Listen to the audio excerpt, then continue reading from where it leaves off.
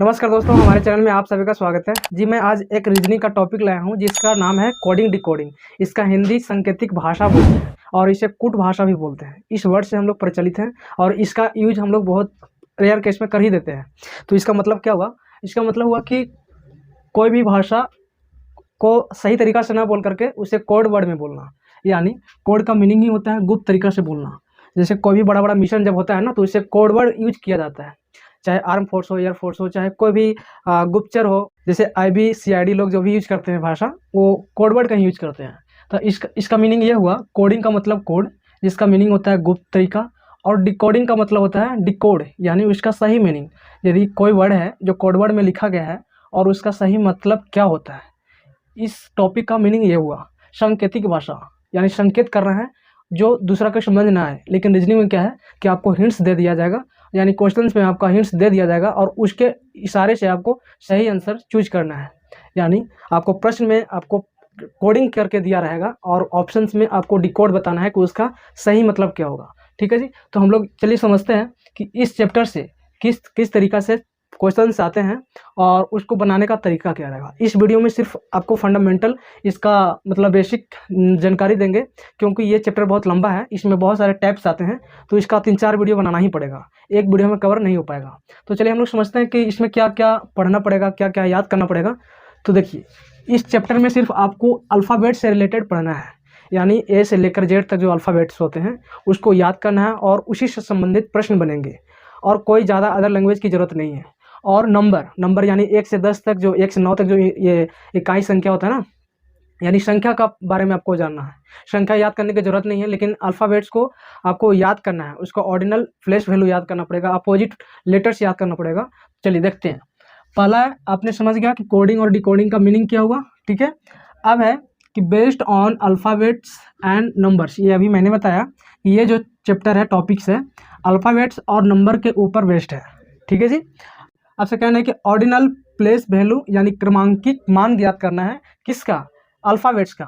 यानी A का मान क्या होता है 1, B का 2, C का 3, इसी तरीक़ा से Z का 26 होता है।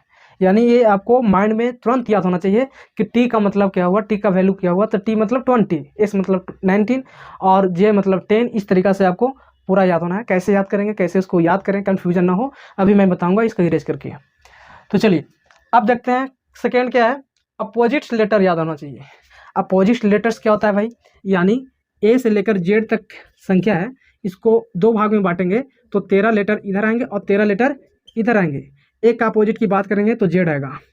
A का Z हो गया, तो B का क्या आएगा? Y आएगा, B का Y। इसी तरीक़ा से एक दूसरे का अपोजिट होता है। तो वो लेटर्स कैसे याद करेंगे अभी बताऊंगा। अब आगे है टाइप्स ऑफ क्वेश्चंस, यानी इस चैप्टर से, इस टॉपिक से किस तरह से प्रश्न आते हैं। ये 5 तरीके से प्रश्न आते हैं, जिसमें से कुछ का सब टॉपिक्स है, यानी 6 टॉपिक्स इधर समझ लीजिए, और 5 यानी लगभग 10 है टोटल। यानी आपको लेटर्स कोडिंग आपको पढ़ना है, जिसका सब टॉपिक्स 6 हैं। सेकेंड में नंबर्स कोडिंग पढ़ना है, जो लेटर टू नंबर ही चर्चा होगा। और थर्ड है कोडिंग कंपैरिजन, जिसे कॉमन कोडिंग भी बोलते हैं। ये सारी चीज़ें आपको एक एक वीडियो में बताऊंगा, ज़्यादा लंबा होने से बहुत बोरिंग फील होगा, इसलिए।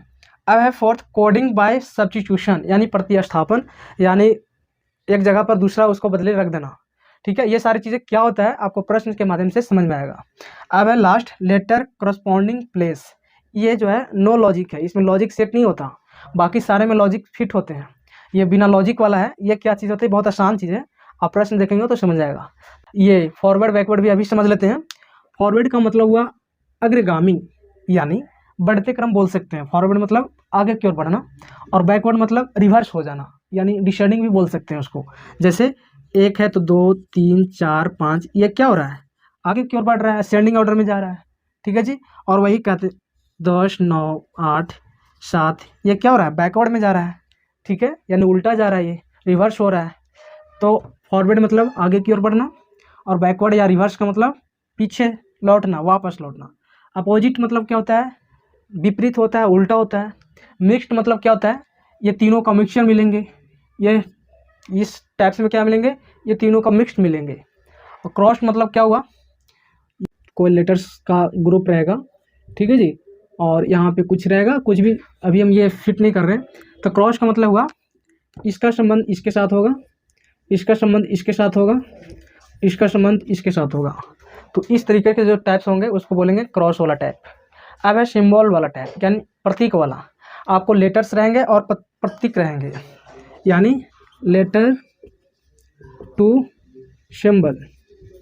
ठीक है, इस टाइप में क्या पढ़ना है आपको, कुछ ABCD का अल्फ़ाबेट्स रहेंगे, लेटर्स, और साथ ही उसका सिंबल रहेंगे, और उसी के हिंट्स में कोड किए हुए रहेंगे। आपको डिकोड करना है आंसर से। देखते हैं नंबर्स कोडिंग क्या होता है।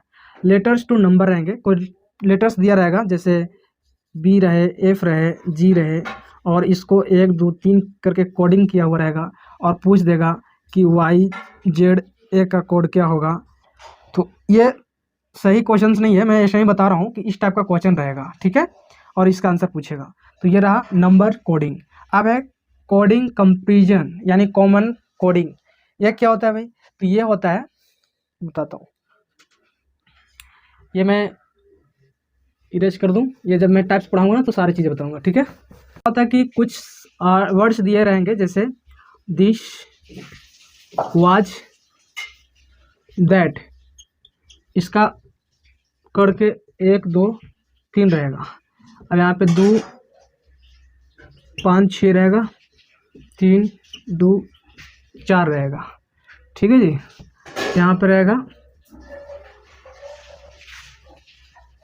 That is, they, that, this, ही रहेगा। ठीक है, अब पूछ देगा ही मतलब क्या, कौन सा संख्या। तो इसमें आपको कॉमन ढूंढना है। क्या ढूंढना है? कॉमन। यहाँ पे 2 है, यहाँ भी 2 है, ये दोनों में कौन कौन कॉमन है? That, that. ये दोनों में क्या कॉमन है? ये 2 है, 2 है। ये दोनों में क्या कॉमन है? ये और ये 3 है और 3 यहाँ पे है। ये दोनों में क्या कॉमन है? दिस है और दिस है। बच गया ही मतलब 4। क्या होगा इसका आंसर? 4। इस तरीके जो क्वेश्चन आएंगे उसको हम लोग क्या बोलेंगे? कोडिंग कंपैरिजन, यानी कॉमन कोडिंग, कॉमन वाला प्रश्न। अब हम लोग देखते हैं कोडिंग बाय सब्स्टिट्यूशन क्या होता है, इसको इरेज करके, यानी प्रतिस्थापन। ये भी प्रश्न बहुत एग्जाम में आता है। ठीक है जी, तो सब्स्टिट्यूशन का मतलब होता है वो जो ओरिजिनल वर्ड है उसके जगह कोई और रख देना। जैसे आकाश को तालाब बोला जाता है, ठीक है, तालाब को कुआं बोला जाता है, कुआं को पंछी बोला जाता है। ठीक है जी, कुआं को क्या बोला जाता है? पंछी। तो बताइए पक्षी कहाँ उड़ते हैं? कहाँ उड़ते हैं? ऑप्शन ए में है आकाश, बी में है कुआं, सी में है तालाब, डी में है पक्षी। जो भी है, क्या आंसर होगा? यहाँ पे है कि आकाश को तालाब बोला जाता है, तालाब को कुआं, कुआं को पक्षी। अब बताइए पक्षी कहाँ उड़ते हैं? तो उड़ते हैं आकाश में है, लेकिन आकाश को क्या बोला जा रहा है? आकाश को बोला जा रहा है तालाब, इसलिए आंसर क्या होगा? तालाब। ठीक है जी, क्या बोला जा रहा है प्रश्न में? कोड किया जा रहा है, ओरिजिनल नहीं। कोडिंग डिकोडिंग का मतलब हुआ कोड करना, यानी आपको यदि मिशन में होंगे ना तो आपका नाम चेंज कर दिया जाएगा, यानी आपका कुछ भी नाम हो जाएगा और उसी नाम को आपको सुनना है। यानी आकाश को क्या बोला जा रहा है? तालाब, इसलिए यहाँ पे तालाब होगा। पक्षी कहाँ उड़ते हैं? तो तालाब में। ठीक है जी, ये प्रश्न को क्या कहेंगे? कोडिंग बाय सब्स्टिट्यूशंस, यानी शब्द को चेंज कर देना, प्रतिस्थापन कर देना। अब है लेटर्स करस्पॉन्डिंग प्लेस। ये क्या होता है अभी समझते हैं।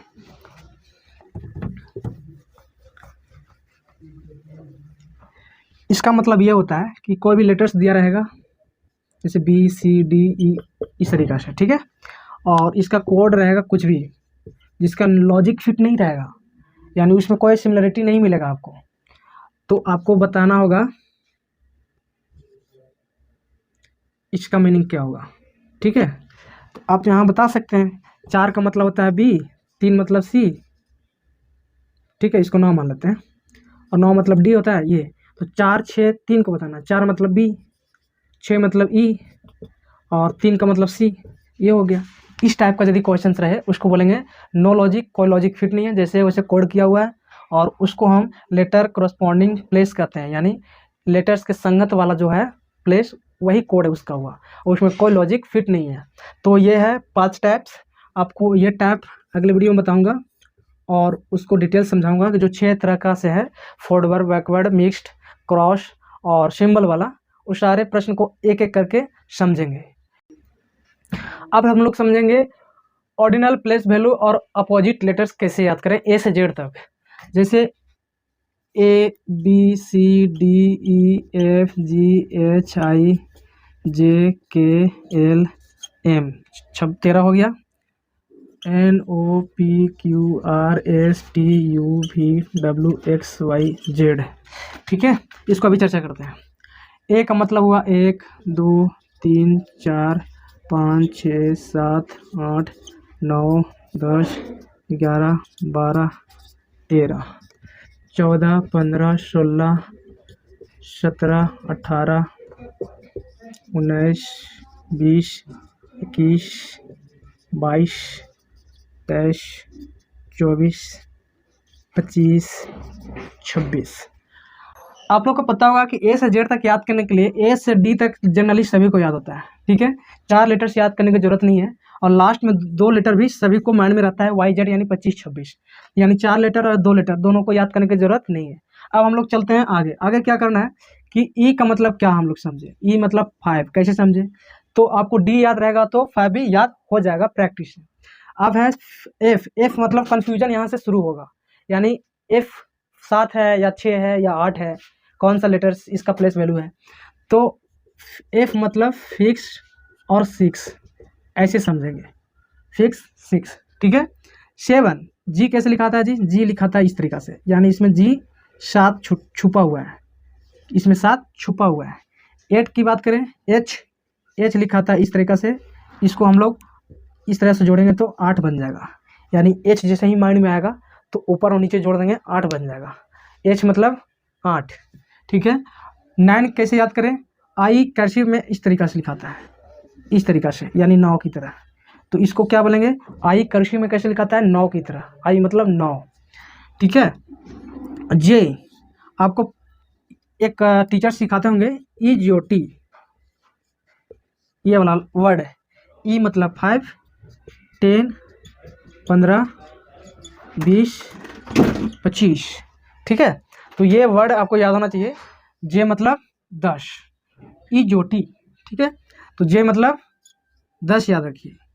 चलते हैं के को आपको याद कर लेना होगा, इसका कोई ट्रिक माइंड में नहीं आ रहा। अब एल, एल का मतलब नहीं होता है कि हमारा एल लग गया, यानी 12 बज जाना आपका चेहरे पर एल, ठीक है। एल का मतलब 12 बज जाना, 12 बज जाना, ठीक है, यानी एल जैसे ही लग गया यानी उसका चेहरा पर 12 बज गया। अब 13, 13 और डब्लू को याद करने का तरीका ये है,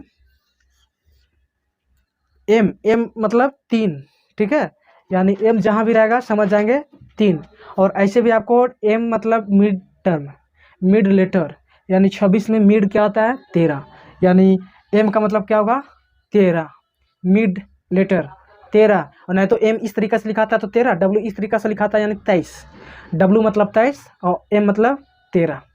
अब चलते हैं हम लोग एन, एन मतलब नवंबर, 14 नवंबर, 14 नवंबर कौन सा डे, चिल्ड्रन डे। ओ मतलब 15 आपको यहाँ पे बता ही दिए। अब पी, ये पी क्यू आपको याद करना पड़ेगा, पी क्यू 16 17, ठीक है, पी क्यू मतलब 16 17 और भी याद कर सकते हैं साथ ही साथ, ठीक है। अब एस और टी, टी मतलब T20, T20 जो मैच होता है ना उस तरीका से, जब टी याद रहेगा तो आपको एस भी याद हो जाएगा। यू, यू मतलब 21, जब टी याद रहेगा तो यू याद हो जाएगा। अब है भी, भी मतलब विक्ट्री, 2 बार 22, भी बोले तो 2 बार कर देंगे तो 22 हो जाएगा, और डब्लू को बता ही दिए। और एक्स मतलब 24, मतलब सीधा सीधी ये है कि आपको किसी तरह से याद करना हो, आपको एक से लेकर जेड तक याद करना है, चाहे जैसे आप ट्रिक आप आजमा लें। अब है अपोजिट लेटर। अपोजिट लेटर क्या होता है? सेम यही, इसी का अपोजिट, जैसे अभी मैंने चर्चा किया था, यानी ए है, बी है, सी, D, E, F, G, H, I, J, K, L, M, 13 letter ये हुए। अब इसका अपोजिट क्या होगा? इसका अपोजिट होता है N, O, P, Q, R, S, T, Q, D, W, X, Y, Z. ठीक है, ये रहा अपोजिट, इसी को कहते हैं अपोजिट। इसे याद कैसे करें? इसे याद करने के लिए कुछ ट्रिक्स हैं, जैसे LOVE, यानी एल का मतलब इसका अपोजिट ओ होगा और भी का अपोजिट ई होगा। इस वर्ड से आप सभी लोग परिचित होंगे, यानी एल का अपोजिट लेटर ओ होगा, भी का अपोजिट लेटर ई होगा। अब है BY, बाय, हम लोग चैट में लास्ट में बोलते हैं ना बाय। पी का अपोजिट लेटर वाई, ये हो गया दिल्ली वाली। दिल्ली वाली भी डबलुआ बबलुआ भी बोल सकते हैं इसमें। अब दिल्ली वाली जो भी आप ट्रिक्स आजमा सकते हैं, इसका चर्चा तो मैं यहाँ पे कर ही दिया। अब है फॉर यू, तुम्हारे लिए। GT रोड, GT रोड, ठीक है जी। हाई स्कूल, आप लोग हाई स्कूल पढ़े होंगे, बस वही याद करना है कि एच का मतलब हाई स्कूल। अब है इंडियन रेलवे, इसको क्या बोलेंगे? इंडियन रेलवे, ठीक है जी। और इसको याद करने के लिए झांसी की रानी, झांसी क्वीन। अब है KOP, KP का मतलब पिक्के, मूवी देखे होंगे, P और K। LO की चर्चा मैंने यहाँ पे कर ही दिया। MN मतलब मन, मन, ठीक है। फिर से चर्चा करते हैं। AZ तो अपोजिट याद करने की जरूरत ही नहीं है, A का मतलब जेड लास्ट। BY बाय, हाँ, CX नहीं किए। चेन्नई एक्सप्रेस, चेन्नई एक्सप्रेस, ऐसे एक्सप्रेस EX से होता है, लेकिन यहाँ पे X से समझिए। चेन्नई एक्सप्रेस, दिल्ली वाली। EB मतलब लव में इंक्लूड हो गया। For you, GT road, high school, Indian railway, Jhansi की रानी, PK, LO वहाँ पे चला गया मन। बस सिंपल है, यानी आपको अपोजिट लेटर्स माइंड में याद होना चाहिए, तब आप कोडिंग डिकोडिंग को अच्छा से जल्दी आप बना पाएंगे। उम्मीद करता हूँ कि ये दोनों चीज़ें आप समझ में आया होगा। आप जैसे भी याद करें, इसको याद करना है, इसको याद करना है। अब मिलते हैं अगले वीडियो में, जिसमें आपको बताया जाएगा कि नंबर्स कोडिंग और लेटर्स कोडिंग और जो भी हैं 5, उसको कैसे समझते हैं।